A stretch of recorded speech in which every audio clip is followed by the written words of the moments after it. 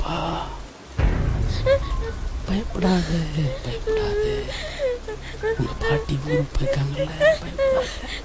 நான் பிரியாணி வாங்கி தரேன், பயப்படாது.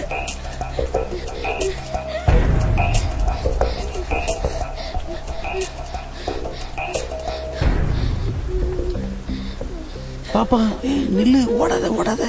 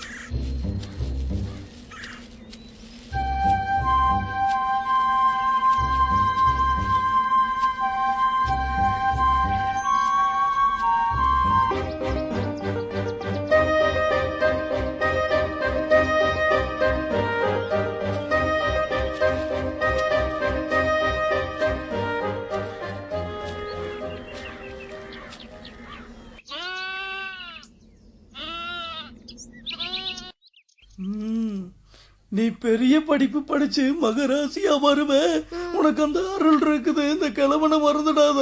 குட்டி பொண்ணு இந்த துணி எல்லாம் போடக்கூடாது. அன்னைக்கு நான் ஒரு துணி எடுத்து வச்சிருந்தேன், அதை போட்டுக்க. என்ன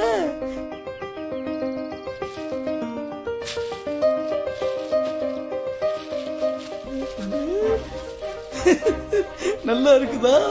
நல்லா இருக்குதா? குட்டி பொண்ணுக்கு பிடிச்சிருக்குதா? போட்டுக்க போட்டுக்க. இன்னும் தாத்தா உனக்கு நிறைய துணி எடுத்து தருவேன்ன. வச்சுக்க வச்சுக்க வச்சுக்க வச்சுக்க. நல்லா படிக்கணும், மகராசியா இருக்கணும். என்ன அப்போ வானத்துல இருந்து ஒரு தேவதை வந்து அப்பாவி பறவைகள் எல்லாம் கொன்னு தின்னுட்டு இருந்த கொடூர ராஜபட்சிய அடக்கி அதோட கொடூர சிறகுகளை ஒடிச்சு பெரிய குழிக்குள்ள தள்ளி புதைச்சிருச்சு. செத்து போன பறவைகள் எல்லாம் மறுபடியும் தேவதை அருளால உயிர் தெழுந்து வந்து சொந்த மண்ணில சுதந்திரமா வாழ்ந்தாங்களாமா.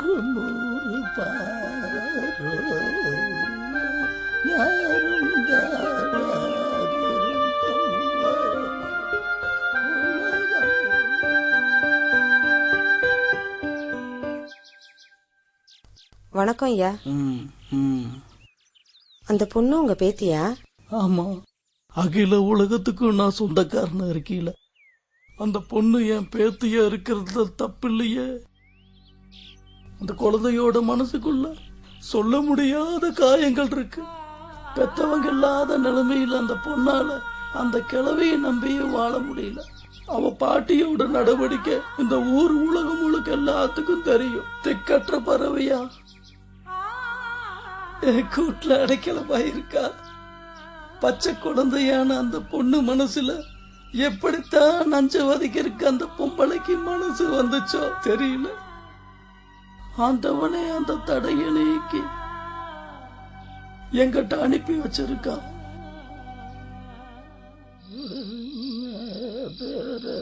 யாரும்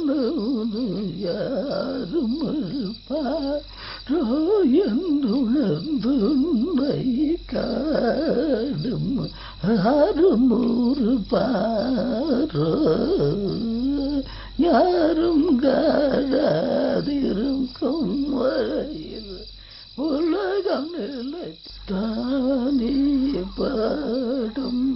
யாரந்தி வெளியே வாடி சிரிக்கி அனாத நாய நெருப்பருக்கு கூட வந்து ஓட்டிட்டியா? கலவா மரியாதையா மரியாதையா அந்த ஓடுகாலி சிரிக்கி வெளியே அனுப்பு. நான் கத்தறது கால் நூல்களையான செவிட்டு பயல வெளியில வாடா. ஈன பயல எங்க என் பேத்தி உப்பு பறக்கிற நாயே உனக்கு இவ்வளவு திமிரா? கிழட்டு பயல மரியாதையா என் பேத்தி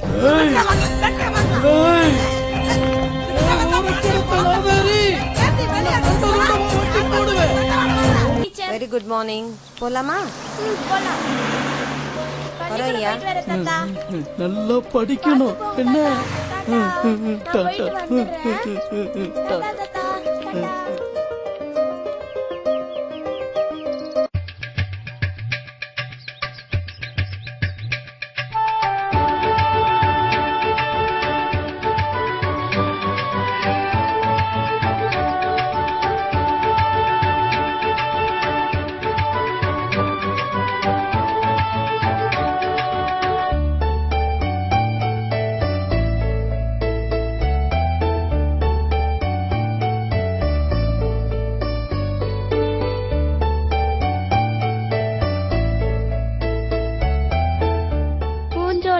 வீட்டுல இப்ப நான் ரொம்ப சந்தோஷமா இருக்கேன்.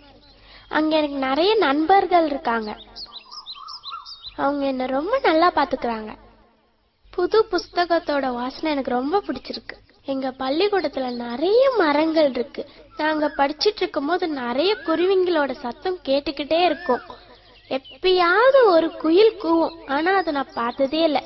மதியம் மரத்தடியில நாங்கெல்லாம் வட்டமா உட்காந்து சாப்பிடும் போது நான் காக்காக்கு சோறு வைப்பேன். அத வாயில எடுத்துக்கிட்டு அது பறந்து போயிடும். நான் நல்லா படிக்கிறேன்னு என் பள்ளிக்கூடத்துல என்ன எல்லாரும் கைத்தட்டி பாராட்டினாங்க. இது எல்லாம் என் டீச்சராலதான் எனக்கு கிடைச்சது. இத கேட்டு என் தாத்தா ரொம்ப சந்தோஷப்பட்டுச்சு. எனக்கு என் தாத்தா புது துணி கூட வாங்கி தந்துச்சு. பள்ளிக்கூடம் போறது எனக்கு ரொம்ப பிடிச்சிருக்கு.